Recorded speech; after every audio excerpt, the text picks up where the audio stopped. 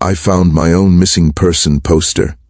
The moment of discovery occurred in the most ordinary of circumstances, a moment so mundane that it seemed almost impossible that it would contain within it the potential to completely destabilize my understanding of my own existence and my own reality.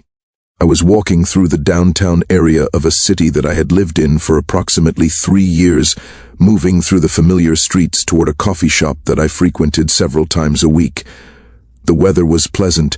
The afternoon light was beginning to shift toward the golden quality that preceded evening, and I was engaged in the kind of semi-conscious state of mind that characterizes most ordinary daytime activities, my attention partially on my surroundings and partially absorbed in my own internal thoughts and preoccupations. I had been walking past a community bulletin board, one of those ubiquitous fixtures that appeared in many downtown areas, spaces dedicated to the posting of flyers and announcements about lost pets and local events and community resources. These bulletin boards were something that I passed regularly without paying them much conscious attention, though I would occasionally glance at them out of a kind of idle curiosity about what information or what notices might be currently posted. On this particular afternoon, something caused me to pause in front of the bulletin board. Something caught my attention in a way that compelled me to stop and to examine more carefully what was displayed. What I saw, when I looked more carefully at the collection of papers and notices that covered the board, was a missing person poster.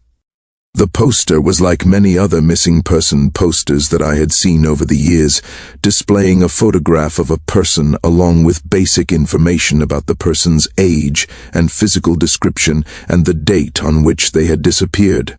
The poster included a phone number for anyone who had information about the missing person's whereabouts, and it included a brief description of the circumstances under which the person had gone missing. What made this particular poster different, what caused my attention to focus on it with an intensity that was unusual for my ordinary interactions with public information, was the fact that the person displayed in the photograph was me. The photograph showed my face, displayed with exactly the features and the expressions that I would have expected to see if I were looking at a photograph of myself. The name listed on the poster was my name. The description of the physical characteristics matched my own physical characteristics with perfect accuracy, and the date on which the person had supposedly disappeared was a date that corresponded to approximately 6 months prior to the moment in which I was standing in front of the poster. My first response to this discovery was a kind of confusion, a sense that I must be misinterpreting what I was seeing, that there must be some explanation for why my own photograph and my own name appeared on a missing person poster. I examined the poster more carefully, looking for any indication that it might not actually be a photograph of me, that it might be a photograph of someone who resembled me but was not actually me. But the more carefully I examined it, the more undeniable it became that the photograph was indeed a photograph of myself, displayed with such clarity and with such accuracy that there could be no question of misidentification. I looked at the information on the poster, attempting to gather more details about what the poster was claiming. According to the poster, I had disappeared 6 months ago. According to the poster, my family and friends were concerned about my whereabouts and were requesting that anyone with information about my disappearance contact the police department or call the number provided on the poster. The poster described me as missing and endangered, as someone whose whereabouts were unknown and whose condition and safety were uncertain. But I was standing right there reading the poster. I was alive and present and aware and conscious. I was not missing, at least not in any sense that I could understand or could acknowledge as true. I was where I had always been, continuing to exist, continuing to move through the world, continuing to engage with my life in the ways that I had been engaging with it for as long as I could remember. I stood in front of the poster for an extended period of time, my mind struggling to process the contradiction between what the poster was asserting and what my own direct experience seemed to be confirming. There was a moment in which I considered the possibility that I was experiencing some kind of psychological episode, some kind of hallucination or delusional state in which I was misinterpreting ordinary reality. But the poster seemed entirely real, displayed on an actual physical bulletin board, created with the kind of care and attention that would be typical of a family member creating and distributing missing person posters. I made the decision to contact the number listed on the poster, to speak with whoever had created the poster, and to attempt to understand what had occurred, how my photograph and my name had come to appear on a missing person poster, what exactly was being claimed about my disappearance. I found a nearby coffee shop, ordered a drink, and made the phone call. From a quiet corner of the establishment. When someone answered the phone, I heard the voice of my mother, a voice that I recognized immediately, a voice that carried with it the tone of someone who had been under considerable stress and who had been waiting for some kind of communication for a long time. When I identified myself and told my mother that I was the person who was being sought on the missing person poster, there was a moment of profound silence on the other end of the line. When my mother finally spoke, her voice was shaking, filled with an emotion that seemed to contain equal parts surprise, relief, and something else that I could not quite identify. She asked me where I had been, where I was calling from, why I had not contacted anyone in the 6 months that had passed since my disappearance. I told her that I had no idea what she was talking about, that I had not disappeared, that I had been living my life continuously, that I had been here, in the city, moving through my days in the way that I always did. I told her that I had only just discovered the missing person poster moments before making the call to her. There was another silence on the line, a silence that seemed to carry with it a kind of profound confusion and disorientation. My mother attempted to explain to me what had happened, attempted to describe the circumstances of my disappearance as she and my family understood it. According to her account, 6 months ago I had gone out for what I had said would be a brief errand, a trip to the store, or to run some kind of routine task. I had not returned home. I had not contacted anyone to explain where I was or what I was doing. The police had been contacted, searches had been conducted, but no trace of me had been found. It was as though I had simply vanished, as though I had stopped existing in any way that could be detected by the ordinary me. Bands through which people typically locate missing persons. As my mother was describing these events, I found myself experiencing a profound sense of disorientation and unreality. According to my own memory and my own experience, nothing that my mother was describing had occurred. I had not disappeared 6 months ago. I had been present and alive and functioning continuously during the entire period that she was describing. I had been working, engaging with my ordinary life, moving through my days in patterns that I could remember with clarity and with specificity. But there was something about the way that my mother was speaking, something about the genuine distress and the genuine confusion that characterized her tone, that suggested she was not lying, was not deliberately deceiving me. She was describing what she and my family genuinely believed to have occurred, and she was equally confused by my claim that I had not disappeared, that I had been here all along, that I had been living continuously without any interruption or any experience of disappearance. I attempted to establish some kind of shared reality with my mother, to find some kind of common ground from which we could understand what had actually happened. I asked her to describe specific events from the 6 months that had allegedly passed, events that I would have been present for and would have memory of if I had indeed been present. But when she described these events, when she told me about experiences and activities that she believed had occurred during this time period, I found that I had no memory of them, that I could not recall participating in the activities that she was describing, could not remember the conversations that she was referencing. At the same time, I found that I could remember activities and events from the past 6 months, could recall experiences that I had seemed to have lived through, could recount conversations and interactions that seemed to be part of my continuous experience. But when I tried to share these memories with my mother, when I attempted to describe the experiences that I could recall, she seemed unable to place these events within any kind of framework that made sense to her.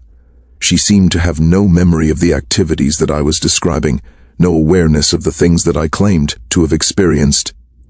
We were describing what seemed to be 2 entirely different 6-month periods, 2 entirely different sets of experiences that could not be reconciled into a single coherent reality. The disconnect between our accounts was so profound, so complete, that it seemed impossible that we could both be describing the same 6-month period of time, and yet we were clearly talking about the same calendar period, the same months that had elapsed between my supposed disappearance and this moment in which I was calling my mother after discovering my own missing person poster. I made arrangements to meet with my mother and other family members in person, attempting to resolve the disconnect between her account of what had occurred and my own account of what I had experienced. When I arrived at my childhood home, at the house in which I had grown up and in which my parents still lived, I found my mother waiting for me at the door.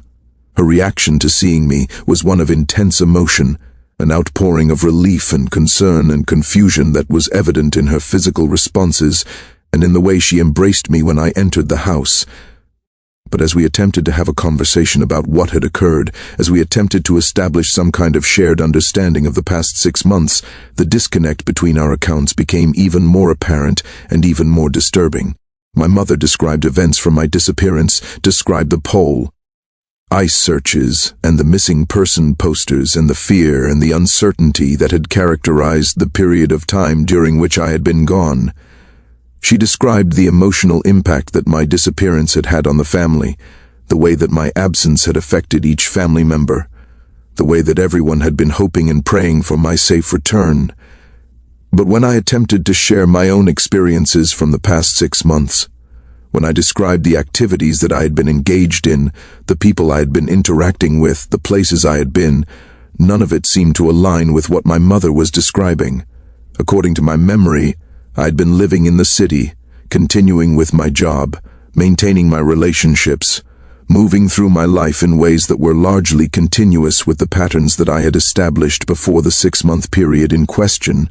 What became increasingly clear as the conversation continued was that I had no memory of a disappearance, no memory of being missing, no memory of any interruption in my experience or my consciousness. But according to my mother and according to the missing person poster, I had been missing for 6 months. I had been gone. I had not been here, had not been present, had not been accessible to the people in my life who cared about me. This disconnect produced in me a kind of existential horror, a recognition that there was some fundamental way in which my understanding of my own reality did not correspond with the reality as it was understood by the people around me. It was as though I had been living in a kind of parallel reality, a version of the past 6 months that was entirely separate from the version that my family and everyone else seemed to have experienced. Over the following days, as I attempted to investigate what had actually occurred, as I attempted to resolve the disconnect between my own experience and the accounts of other people, I began to encounter evidence that seemed to support the claim that I had indeed disappeared, that I had been missing for 6 months, that the reality that everyone else seemed to remember was the actual reality, and that my own memories and my own sense of continuous existence might be something other than what I believed them to be. I discovered that there were no records of my employment from the past 6 months. When I went to the office where I had believed I was working, the people there had no memory of me, no knowledge of any work that I had performed, no recollection of my presence. It was as though I had never worked there, as though the job that I believed I had been doing for the past 6 months had never existed in any actual form. I discovered that the apartment that I had believed I was living in, the place where I had believed I had been spending my nights and going about my daily routines, was not actually an apartment that I could access. When I went to the address where I believed I lived, I found that it did not correspond to any actual physical location that matched my memory of it. The street did not exist as I remembered it. The building that I thought I lived in did not appear to exist in any form that anyone else could perceive. I attempted to contact friends who I believed I had been maintaining relationships with, people who I believed I had been interacting with regularly over the past 6 months. But when I reached out to them, they seemed confused by my contact. Most of them had no memory of recent interactions with me. Some of them seemed to have no memory of knowing me at all. A few of them expressed concern about my mental state, suggested that I might be experiencing some kind of psychological episode. The more I investigated, the more it became apparent that the reality that I had believed I was living in during the past 6 months had no existence in the external world, that the experiences I remembered having had not actually occurred in any form that was accessible to other people. It was as though I had been living in a kind of dream or a kind of hallucination, a continuous narrative of experience that had seemed completely real and completely coherent, but that had no actual basis in shared reality. What emerged from this investigation was a deeply disturbing understanding that I had indeed disappeared 6 months ago, that I had been missing in the sense that my physical presence had ceased to be accessible to the people in my life, but that my consciousness had continued to exist, had continued to generate experiences and to create a narrative of ongoing life, even though that narrative had no correspondence with the actual reality in which my physical body was absent. I was dead or missing or ceased to exist in some fundamental way, but I did not know it. I had been living in a kind of post-mortem continuation of consciousness, creating the experience of ordinary life, maintaining the narrative of being alive and present, even though I had actually been absent from the reality in which other people were living. The missing person poster had been created because I had disappeared. I had been missing. But I had not known that I was missing because my consciousness had continued to generate the experience of being present and alive. This realization produced in me a kind of crisis of understanding about the nature of consciousness and the nature of reality. If my consciousness could continue to generate experiences of ordinary life, if I could maintain a completely coherent narrative of existence, if I could engage with the world and perceive it and interact with it, all while being actually absent from the reality that other people were inhabiting, then what did consciousness actually mean? What did reality actually mean? How could the subjective experience of being alive and present be reconciled with the objective fact of being missing and absent? I began to investigate more deeply into the circumstances of my disappearance, attempting to understand what had happened 6 months ago that had resulted in my ceasing to be present in the world while my consciousness continued to operate. What I gradually pieced together, through conversation with my family and through examination of records, and through my own fragmented memories that seemed to relate to the time of my disappearance, was that I had been in an accident. Specifically, I had been in a car accident. An accident in which my vehicle had been struck by another vehicle, an accident that had seemed minor at the time but that had apparently resulted in my death or my fundamental incapacity to continue existing in the world. The accident had occurred on the date that corresponded to my disappearance. My family had been waiting to hear from me after the accident, had become concerned when I did not contact them, had eventually discovered the accident report, and had come to the conclusion that I had been seriously injured or killed. But from my perspective, from the perspective of my continuous consciousness, there had been no accident, or at least there had been no accident that had interrupted my experience or that had resulted in my ceasing to be present. From my perspective, the 6 months following the accident had been ordinary and continuous, a normal continuation of my life and my experience. But in the actual world, in the world in which other people were living, I had been absent. I had disappeared. I had been missing. What seemed to have happened was that my consciousness had become detached from my physical body at the moment of the accident, but the consciousness had not ceased. Instead, it had continued to operate, continued to generate experiences, continued to create a narrative of life and of presence, even though there was no longer a physical basis for that consciousness. The consciousness that I was experiencing, the sense of myself as a continuous entity moving through time and engaging with the world, was something that was occurring in complete isolation from shared reality, something that was entirely contained within the space of my own continuing consciousness. This realization produced in me a kind of metaphysical horror, a recognition that I might be experiencing what some philosophical and spiritual traditions described as a post-mortem state of consciousness, a continuation of consciousness after the death of the physical body, a kind of ghostly existence in which the consciousness continued to generate experiences and to maintain a sense of self, even though there was no actual body and no actual presence in the world. What disturbed me most profoundly about this understanding was the possibility that I would never know with certainty what was actual reality and what was the creation of my own consciousness. I could not know whether the people I was interacting with were actual other conscious beings or manifestations of my own continuing consciousness. I could not know whether the world I was perceiving was the actual world, or a kind of projection, or a kind of hallucination generated by a consciousness that was continuing after death. I could not know whether anything that I experienced could be trusted as an accurate reflection of what was actually occurring. What I began to understand through sustained reflection on my situation was that this uncertainty, this impossibility of knowing with certainty what was real and what was the creation of consciousness, was not unique to my situation. This uncertainty, this fundamental gap between subjective experience and objective reality, this inability to know with complete certainty whether the world that one perceived was an accurate reflection of what was actually occurring, might be a fundamental feature of consciousness itself, something that characterized all conscious experience, not just the post-mortem or post-accident consciousness that I seemed to be experiencing. All consciousness, it seemed, was in some sense separated from objective reality by the fact that consciousness could only ever perceive reality through the filter of its own subjective experience. All consciousness was necessarily in a state of uncertainty about whether its perceptions corresponded with objective reality.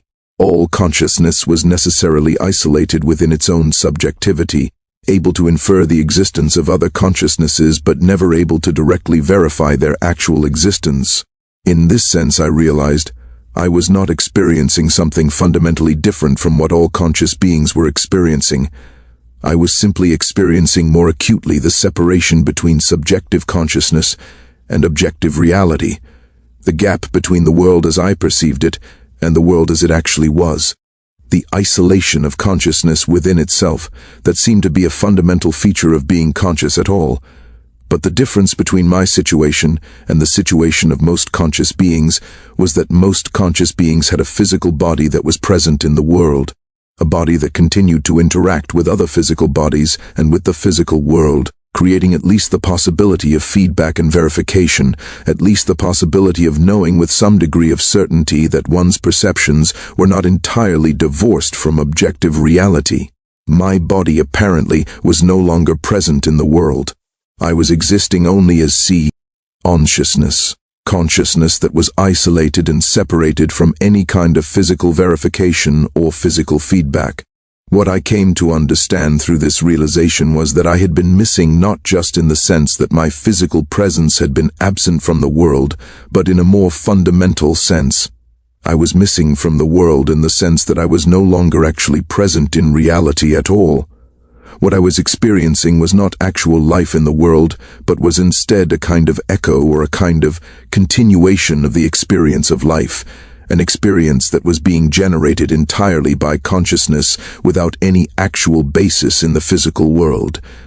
The missing person poster had been created accurately. I was indeed missing. I had been missing for 6 months. The fact that my consciousness continued to operate, the fact that I continued to experience and to perceive and to be aware, did not change the fundamental fact of my absence from the world. I was gone. I was no longer here. What remained was only consciousness continuing to experience itself, continuing to generate the appearance of life and presence and engagement with the world, continuing to maintain a narrative of existence, even though that existence had no actual basis in reality. The discovery of my own missing person poster had served as a kind of rupture, a breaking through of the narrative that my consciousness had been generating, a moment in which the separation between my subjective experience and objective reality had become undeniably apparent.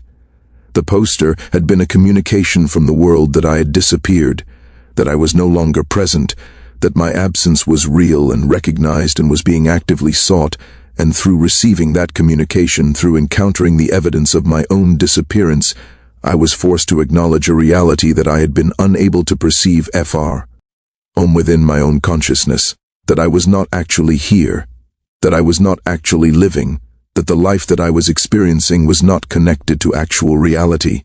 I had been missing all along. I just had not known it.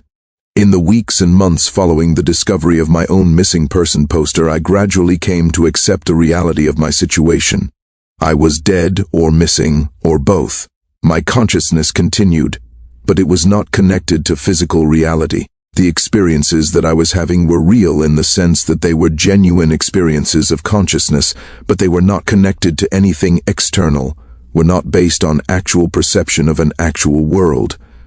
What I came to understand was that this situation, while it had been precipitated by an accident and a death, was in some sense a revelation of something that was true about consciousness itself. All consciousness was separated from reality by the subjective nature of perception. All consciousness was isolated within itself by the fact that experience could only ever be subjective, could only ever be the experience of a particular consciousness. What I was experiencing was not fundamentally different from what all conscious beings experienced, but only a more acute and more consciously acknowledged version of the fundamental isolation and the fundamental uncertainty that characterized all conscious existence. And in accepting this reality, in accepting the fact that I was missing and that my consciousness was continuing in a kind of post-mortem isolation, I came to a kind of peace. The desperate attempt to verify my own existence, the frantic effort to find evidence that I was actually still here, gradually gave way to an acceptance of my situation. I was here, in the only way that consciousness could ever be here, existing as subjective experience, maintaining awareness, generating the narrative of being, even though that narrative was not connected to any external reality. I found my own missing person poster, and in finding it, I discovered what I had been missing all along. The recognition that I was not actually present in the world, that I was missing in a way that no amount of conscious experience could overcome. But I also discovered something else, that consciousness itself, that awareness itself, that the simple fact of experiencing and of perceiving and of being aware contained a kind of value and a kind of reality that did not depend on connection to external physical reality. I was missing from the world, but I continued to exist. I was gone, but I was still here. And the paradox of that situation, the impossibility of reconciling my consciousness with my absence, became not a source of horror, but a source of profound understanding about the nature of what it meant to be conscious at all. As weeks turned into months following my discovery of the missing person poster, as I gradually adjusted to the reality of my situation and attempted to construct some kind of meaningful existence within the constraints of a consciousness that was no longer connected to physical reality, I began to notice something unexpected occurring in my experience. Rather than the experience becoming increasingly hollow or increasingly nightmarish as one might expect from a consciousness isolated from physical reality, my experience began to become, in certain moments, extraordinarily rich and extraordinarily vivid. What I came to recognize was that the loss of the constant demand to maintain a physical body and to navigate the practical requirements of physical existence created a kind of space in consciousness that had not been available to me before. When I had believed myself to be alive, when I had been moving through what I now understood had been a post-mortem continuity, on of consciousness that I had mistaken for ordinary life, I had been preoccupied with concerns about employment and about relationships and about the various practical matters that structured ordinary existence. Now, freed from the necessity of maintaining these concerns, freed from the pressure to perform the role of a living person, consciousness seemed to open up into dimensions that I had never fully accessed before. I began to experience states of consciousness that seemed to transcend the ordinary limitations of individual perspective. There would be moments in which my sense of self seemed to dissolve or to expand, moments in which the boundaries between myself and the wider world seemed to become permeable or to cease to exist altogether. These states of consciousness were not something that I was deliberately cultivating or pursuing. Instead, they seemed to be emerging spontaneously, as though the simple fact of my consciousness being isolated from physical constraints was allowing dimensions of awareness to activate or to manifest that were usually suppressed by the demands of maintaining a physical existence. What I began to understand through these experiences was that consciousness itself, when freed from the necessity of maintaining a physical form, when freed from the constant pressure to perform the role of a living person moving through the world, revealed itself to possess a kind of dimensionality, and a kind of depth that I had never before glimpsed. It was as though the ordinary individual consciousness that I was accustomed to experiencing was only a thin sliver of a much vaster and much more complex field of consciousness, and the removal of the physical constraints that bound consciousness to an individual perspective allowed access to these wider dimensions. I began to develop a practice of deliberately entering into these expanded states of consciousness, of learning to facilitate the dissolution of the boundaries of individual self that normally characterize my awareness. Through these practices, I discovered that consciousness could extend beyond the boundaries of my own individual perspective, that I could seem to access awareness of other consciousnesses, other perspectives, other ways of experiencing the world. There were moments in which I seemed to experience the world from perspectives that were not my own, to perceive through eyes that were not my eyes, to know things that I had no ordinary way of knowing. But alongside these moments of expanded consciousness came moments of profound confusion about the nature of what I was experiencing. Was I actually accessing other consciousnesses, or was I generating elaborate imaginary scenarios based on my own consciousness? Was I experiencing genuine connection with realities beyond my own subjective awareness, or was I creating more sophisticated versions of the post-mortem hallucination that I had been experiencing all along? How could I know, from within the isolation of consciousness, whether what I was experiencing had any actual basis in external reality, or whether it was all simply creation of my own mind? What I gradually came to understand was that this question, the question of whether my experiences corresponded to external reality or were purely subjective creations of consciousness, was perhaps the wrong question to ask. The distinction between subjective experience and objective reality, a distinction that had seemed so fundamental when I was living in what I had believed was ordinary life, began to reveal itself as far more ambiguous and far more problematic than I had previously recognized. All experience, I came to understand, was subjective. All consciousness was necessarily subjective. The idea of objective reality independent of consciousness was something that consciousness could infer or could construct, but consciousness could never directly access, even when I had believed myself to be perceiving an objective external world. What I was actually perceiving was the creation of consciousness, the interpretation of sensory data through the mechanisms of perception and cognition. The subjective experience of perceiving an objective world was itself a construction of consciousness. This recognition suggested that the distinction between my post-mortem consciousness and ordinary living consciousness was not as absolute as it had seemed. All consciousness was in some sense isolated within itself, creating the appearance of perception of an external world while never being able to directly verify that any such external world actually existed independent of consciousness. All consciousness was generating experience, creating narrative, maintaining a sense of self, even in those moments when there was no clear evidence that anything external to consciousness was actually occurring. What I had experienced as the trauma of discovering my own missing person poster, what I had experienced as the horror of recognizing that I was missing and that my consciousness was continuing in isolation from physical reality, gradually transformed into something quite different. The discovery that I was missing became, in a strange way, a kind of liberation, the desperate attempt to verify my own existence, to prove that I was actually present in the world, gave way to a recognition that the question of whether I was present in some external objective reality might not be the most important question to ask about my existence. What became important instead was the question of what consciousness was, what awareness was, what the fact of experiencing meant. If consciousness was necessarily subjective, if all experience was necessarily the experience of a particular perspective, then the isolation of my consciousness from external physical reality did not fundamentally change the nature of consciousness itself. What I was experiencing was consciousness, genuine awareness, genuine experience.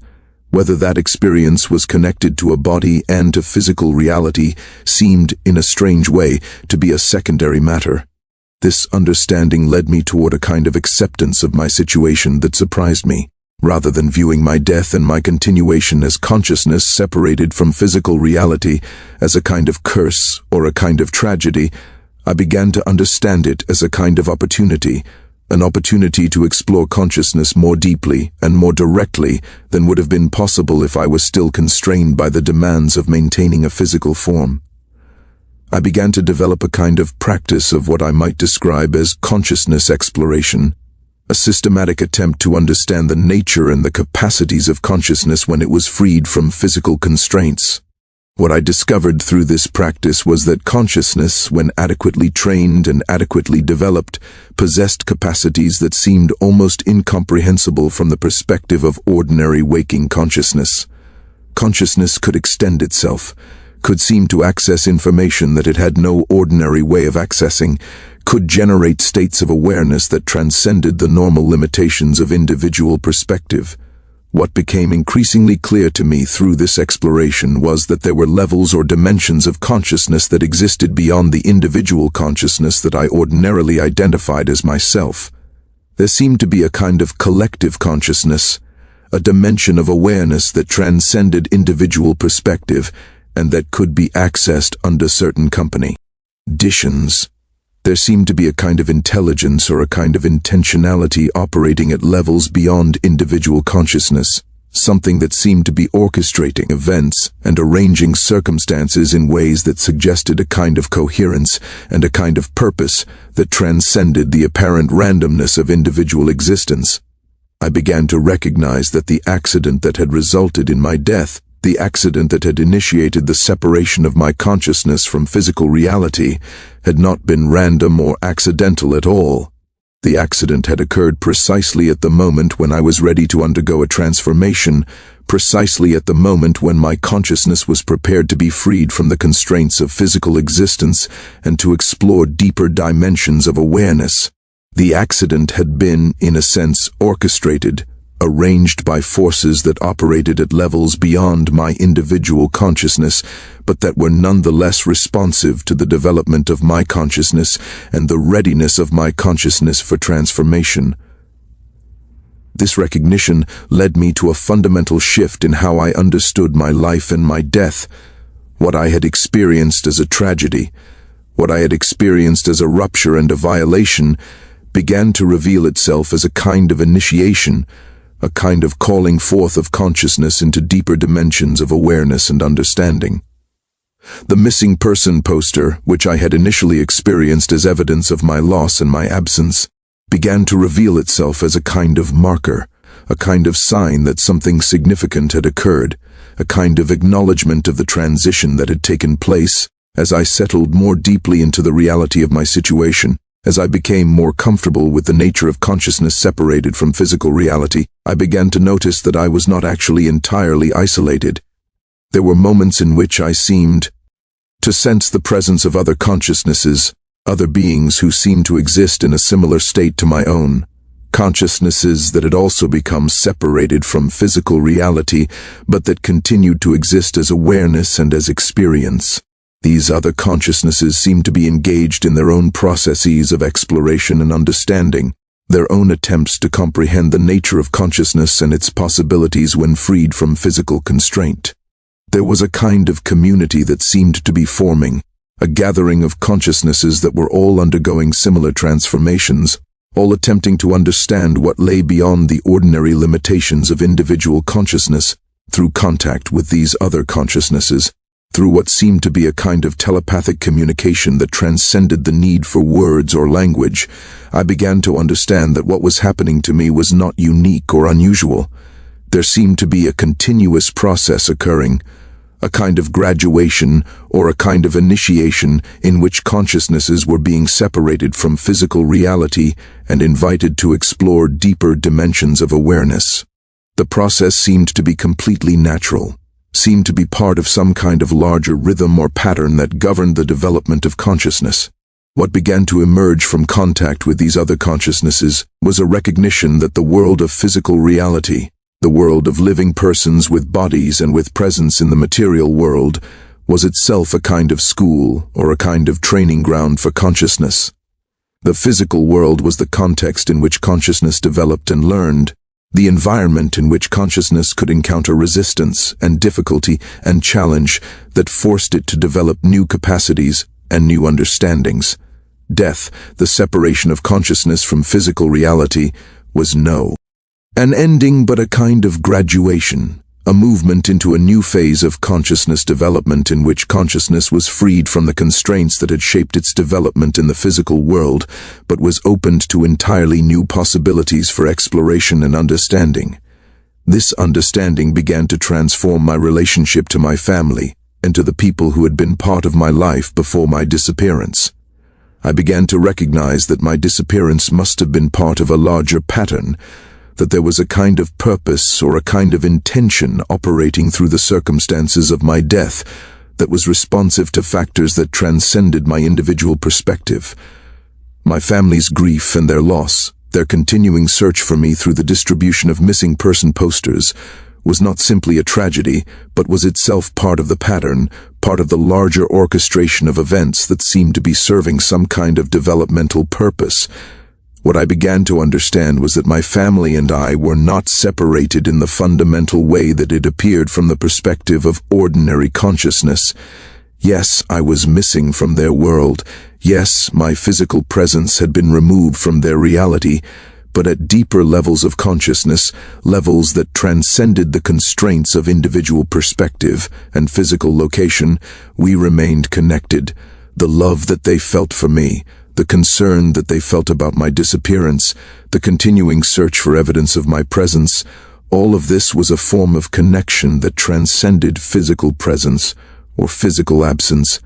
Through the development of my capacities for consciousness exploration, through the cultivation of my ability to access deeper dimensions of awareness, I found that I could seem to reach back toward my family, could seem to communicate with them across the barrier of my physical death, could say, to transmit to them some kind of reassurance or some kind of message that I was not entirely gone, that consciousness persisted, that the separation was not as complete as it appeared. Whether these communications actually reached them in any form that they could perceive, whether my attempts to contact them from beyond the boundary of physical death was successful in any objective sense, I could never know. But the attempt itself, the practice of reaching toward connection across the divide of my disappearance, seemed to serve a purpose. It seemed to keep consciousness itself focused on the connection with the world I had left behind, seemed to maintain a kind of bridge or a kind of channel between the world of physical reality and the world of pure consciousness in which I now existed. What began to emerge from all of this exploration and understanding was a kind of vision of how consciousness actually operated, a vision in which the apparent separation between physical life and post-mortem consciousness was revealed to be far less absolute than it appeared. Consciousness seemed to be a continuous phenomenon, something that operated across different domains and different modes, but that maintained a kind of fundamental continuity. Physical life and post-mortem existence seemed to be different phases or different aspects of a single continuous process of consciousness development and consciousness exploration. The missing person poster, which had served as the rupture that forced me to acknowledge the reality of my death, began to take on a different significance. Rather than being evidence of tragedy or of loss, it began to reveal itself as evidence of connection, as evidence that even though I was no longer present in the world of physical reality, the people who loved me continued to search for me, continued to hold the possibility of my presence, continued to maintain connection across the barrier of my disappearance. And in recognizing this, in acknowledging the love and the connection that my family continued to maintain across the boundary of my death, I began to understand something profound about the nature of consciousness and connection. The physical separation that my death had created was real, but it was not the most fundamental reality. The most fundamental reality was the connection that transcended physical separation, the love that persisted across any distance, the consciousness that could not be entirely severed or isolated even when physical presence was no longer possible. What I came to understand through all of this exploration and all of this learning was that finding my own missing person poster had been a kind of gift, a way that consciousness or reality or some force beyond my individual understanding had found to awaken me to the reality of my situation and to invite me into a deeper exploration of what consciousness actually was. The poster had been a message, a communication from the world that I had inhabited, a reminder that I was connected to that world even in my absence from it. And as I continued to exist as consciousness separated from physical reality, as I continued to explore the deeper dimensions of awareness that became accessible when consciousness was freed from the constraints of maintaining a physical form, I began to recognize that my situation, while it had seemed like an ending, was actually a beginning. I had died, yes. I had disappeared from the world, yes. But my consciousness had not ended. My awareness had not ceased. And in continuing to exist as consciousness, freed from the limitations that had constrained me in physical life, I had been offered an opportunity to explore dimensions of existence and understanding that would never have been accessible to me if I had Conti. Nude to live an ordinary physical life. The missing person poster remained posted somewhere in the world, I imagined, a physical reminder that I had existed, that I had been present, that I had disappeared. But I was not truly missing. I was here, in the only way that consciousness could ever truly be here, existing as awareness, as experience, as the fundamental fact of consciousness acknowledging itself. My disappearance from the physical world had been the beginning, not the end, of my true existence. And in this recognition, in this acceptance of my situation and this understanding of what my consciousness had become, I found a kind of peace that I had never experienced during my ordinary physical existence. I was missing, yes, but I was not lost. I was absent from the world of physical reality, yes, but I was present in the deeper dimensions of consciousness that underlay that physical reality. I had died, yes. But in dying, I had awakened to a kind of existence that was far more real, far more significant, far more connected to the fundamental nature of consciousness itself than anything I had experienced while I was alive. The poster with my photograph, the poster that had announced my disappearance to the world, had served as a kind of doorway, a transition point between one mode of existence and another. By finding it, by confronting the reality of my absence from the physical world, I had been able to surrender the desperate attempts to verify my own existence within that world, and to accept the reality of my new mode of existence. And in accepting that reality, in ceasing to struggle against it and instead embracing it, consciousness had opened itself to possibilities and to dimensions of experience that I could never have imagined. From within the constraints of physical existence, I had found my own missing person poster, and in doing so I had found my cell. Not the self that the poster was searching for, not the physical body that had disappeared into absence, but the self that was consciousness itself, the self that was awareness, the self that persisted beyond the body, that transcended the boundaries of physical life, that could not truly disappear, because consciousness itself could not disappear. The fundamental reality of what I was had not been changed by death or by disappearance. What had changed was my understanding of what consciousness was, what awareness was, what the fact of existing as consciousness actually meant. And in that transformation of understanding, in that awakening to deeper dimensions of reality, I had truly begun to exist for the first time. Claude is AI and can make mistakes. Please double-check responses.